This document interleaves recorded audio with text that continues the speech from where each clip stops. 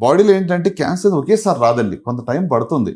Wear and tear బాడీలో జరుగుతూ ఉంటుంది. ఎగ్జాంపుల్ అప్పుడు ఆ టైంలో ఇప్పుడు కొన్ని పదార్థాలు ఏం చేస్తాయి, స్టిమ్యులస్ గా పనిచేస్తాయి. ఇప్పుడు మీకు ప్రాసెస్ మీట్ కానివ్వండి, లేకుంటే consumption of deep fried food, ఇవన్నీ ఇందులో ఉన్నటువంటి కార్సినోజన్స్, రైట్, అవి ఏం చేస్తాయి, స్టిమ్యులేట్ చేస్తాయి. అదే ఫర్ ఎగ్జాంపుల్ బ్రోకలీలో మీరు బ్రోకలీ లేకుంటే టొమాటో లేకుంటే క్యారెట్స్, వీటిలో లేక లీఫీ వెజిటబుల్స్ తీసుకుంటే క్యాన్సర్ ని డీటాక్స్ చేసే కెపాసిటీ ఉంది. బాడీలో కొన్ని ఎంజైమ్స్ ఉంటాయి, క్యాన్సర్స్ కణాలని చంపేస్తాయి.